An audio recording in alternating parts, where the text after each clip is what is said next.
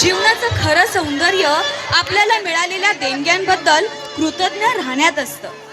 नमस्कार. आज मी तुमच्या समोर एक पत्र वाचणार आहे.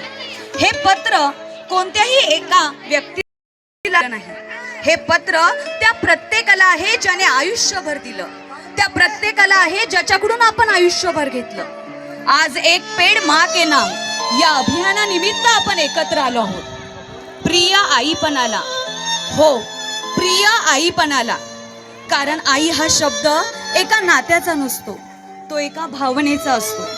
कधी तो आईच्या रूपात भेटतो, कधी वडिलांच्या, आजीच्या, मैत्रीच्या आणि निसर्गाच्या सुद्धा. आपल्या पूर्वजांनी ना दोन अमूल्य ठेवे आपल्यासाठी जपून ठेवलेत. एक म्हणजे संस्कार व हिरवळ. आणि यांपैकी एक जरी हरवला ना तरी भविष्य अपूर्ण राहतं. आज आपण आधुनिक झालोय, तंत्रज्ञानात पुढे गेलोय, प्रगती केलीये असं म्हणतोय, पण कधी कधी वाटतंय या धावपळीत आपण मुळांपासून दूर जात नाही ना. आपली संस्कृती ही केवळ परंपरा नाहीये, ती जगण्याची शाळा आहे. वटपौर्णिमेला वडाची पूजा, तुळशीला घरात मानाचं स्थान आणि श्रावणात निसर्गाचा उत्सव. यामागे एकच संदेश, जे आपल्याला जगवतं ना त्याला जपा. प्रिय आईपणाला. झाड पाहिलं ना की आईची आठवण येते. त्यांच्या दोघात एक विलक्षण साम्य आहे. दोघही देतात, तेही भरभरून, निरपेक्ष. लहानपणातून उन्हातून जेव्हा घरी आली ना तेव्हा ती म्हणायची, आधी पाणी पिऊन घे. हातात पाण्याचा ग्लास सुद्धा द्यायची.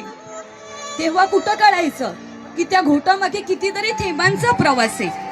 तेव्हा कुठं माहित होतं की झाडं ही ढगांना थांबवतायत, पावसाला बोलावतायत, मातीला धरून ठेवतायत. हो, तू मला पाण्याचा घोट दिलास, पण त्या पाण्याची किंमत या झाडांनी शिकवली. तू मला घास भरवलायस, पण तो घास उगवण्यासाठी लागणारं धान्य, शेत, माती आणि पाऊस हा मला या निसर्गाने दिलाय. कारण रोज ताटातली भात, चपाती आणि भाजी खाते, पण त्या प्रत्येक दाण्यामागे सूर्य, पाऊस, शेतकरी आणि निसर्ग उभा आहे. याचा विचार आपण कितींदा करतो? अहो, प्रगतीच्या गप्पा मारतोय आपण, मोठमोठ्या इमारती बांधतोय, नवीन तंत्रज्ञान वापरतोय, पण शुद्ध हवा, स्वच्छ पाणी आणि निरोगी जीवन हरवत चाललंय. हो, उन्हाळा हा असह्य होत चाललाय, पावसाचं स्वरूप बदलत चाललंय, आणि तरीही आपण काय म्हणतो, हे सगळं अचानक होतंय. हे अचानक घडलेलं नाही, ही निसर्गाने दिलेली ही शिक्षाही नाहीये. हे आपण केलेल्या दुर्लक्षाचं उत्तर आहे. आज जेव्हा एखादं झाड तोडलं जातं ना तेव्हा आपण काय म्हणतो, अरे एक तर झाड तोडलंय. पण ते फक्त झाड नसतं. हो, ते कुणा पक्ष्यांचं घर, प्रवाशाची सावली आणि शेतकऱ्यांची आशा आणि आपल्या सगळ्यांचा श्वास असतो.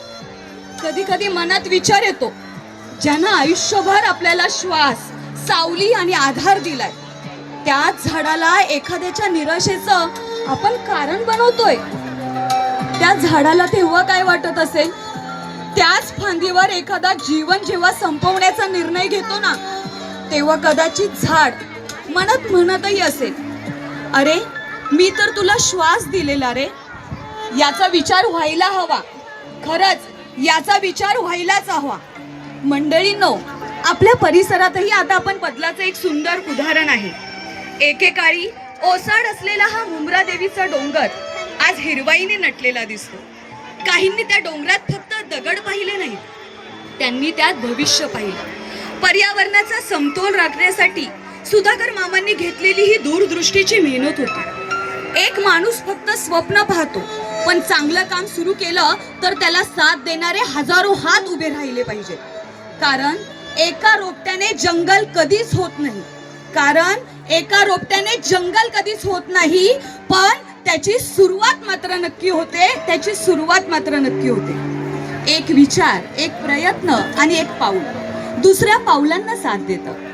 राज्यातील वनसंपदा, राखीव वनक्षेत्र, ओसाड जमिनी हिरवाईसाठी तयार, ही चळवळ व्यापक करणे, या कार्याला माननीय वनमंत्री श्री गणेशजी नाईक साहेब यांच्या नेतृत्वातनं दिशा मिळते.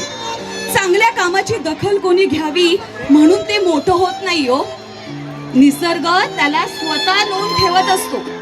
पहा ना, काही दिवसांपूर्वी आपण स्मशानभूमीमध्ये झाडं लावली. किती विलक्षण आहे ही गोष्ट. जिथं जीवनाचा आपला शेवट होतोय, पण त्या रोपट्याने नवीन जीवनाची सुरुवात झालेली दिसते. जिथं शांतता आहे तिथं या रोपट्यांच्या रूपांनी पक्ष्यांचा किलबिलाट आता तिथं होणार आहे. जिथं राग आहे तिथं आपण हिरवाईची स्वप्न साकारणार आहोत आता तिथं. आणि आज हा दुसरा टप्पा. एका तहानलेल्या शेतकऱ्याला पहिला पावसाचा थेंब दिसतो, तेव्हा त्याच्या डोळ्यात जे पाणी येतं ना, आज आपण लावणारं रोप असंच आहे. ते तुम्हाला रोपटं वाटतंय, पण उद्या ते आपला श्वास असेल. मंडळींनो, नीट ऐका, हे अभियान फक्त फोटोपुरतं मर्यादित नाही. झाड लावणं ही आपली बांधिलकी आहे, पण ते झाड जगवणं ही आपली पहिली जबाबदारी आहे. आपण अनेकदा प्रशासन, शासन यांच्याकडनं अपेक्षा ठेवतो की असं व्हायला पाहिजे, तसं व्हायला पाहिजे. पण शासन म्हणजे नक्की कोण? अहो, आपणच ना. म्हणूनच प्रत्येक चांगल्या कामात सहभागी ही आपली जबाबदारी आहे.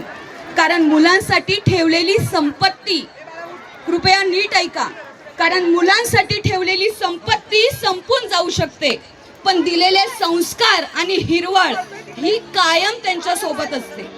आठवा संत तुकाराम यांची वचनं, वृक्षवल्ली आम्हा सोयरे वंशरे. म्हणूनच आईच्या हाताने खाल्लेला घास, आईच्या हाताने खाल्लेला घास आणि झाडाने दिलेला श्वास,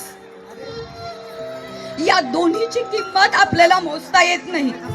पण कृतज्ञतेच्या या कृतीतून ती आयुष्यभर आपल्याला जपता येते. धन्यवाद. आदरणीय वैशाली